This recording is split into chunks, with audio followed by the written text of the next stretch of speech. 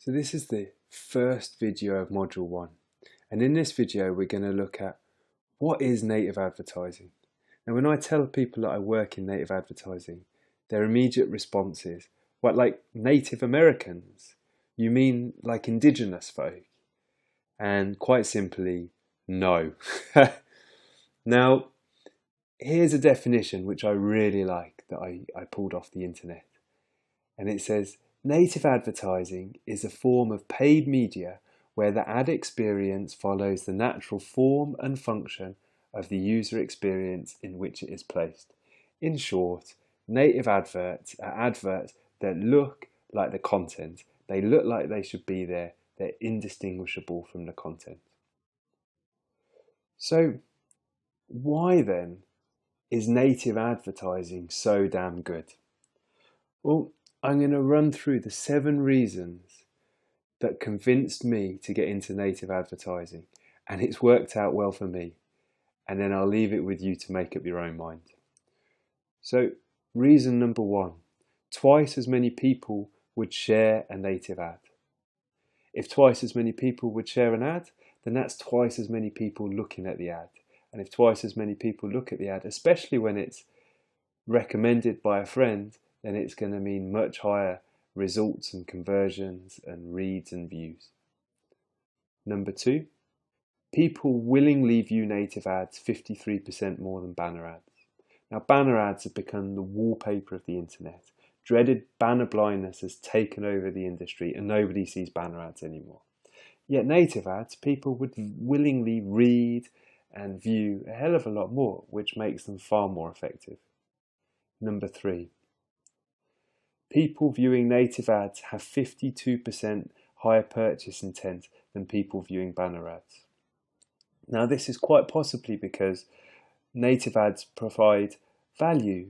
So when people are reading them, they're less cautious and aware of the hard sell because they're extracting some value. So they're able to make up their own minds and often lead to greater rates of purchase or greater rates of engagement. Number 4, people spend as much time reading native ad content as actual editorial content. And if they spend as much time reading it, then they're far more likely to engage with it. It often actually means that they're as engaged with the native advertising as they are the actual editorial content that probably brought them to the website in the first place. Number 5, it's an amazing opportunity to find, connect, and provide value for your audience. Now, as we'll discuss later, native advertising doesn't have all the advanced targeting features and demographic targeting features that something like Facebook advertising or AdWords advertising does. But what it does enable you to do is to find new audiences, and then when you find them, to connect with them and provide them value and build stronger relationships that lead to much better rates of sale. And also there are plenty targeting aspects which you can do to get high conversions and click-through rates. Number 6, 73% of publishers offer native, with many more joining every day. Now, I'm always a little bit wary of statistics like 73% of publishers. But certainly you just have to look around the web to see that there's loads of publishers offering native ad widgets. And when you get to recognize what the native ad widgets look like, and as you already do, you'll start to see them everywhere.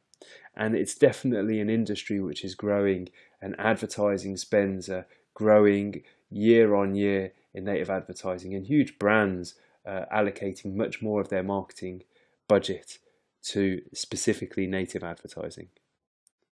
And the final reason number 7, you get to advertise on some of the biggest publisher sites like the Times, Forbes, the Daily Mail, etc. Sites that, if you were buying individual ad space, would cost a fortune to advertise on. And it's not only the big sites as well. Small niche sites also host native ad widgets, which means that you can specifically target to certain demographics based on the website that your ads appear on. So join me in the next video where we're going to take a look at a brief history of native advertising.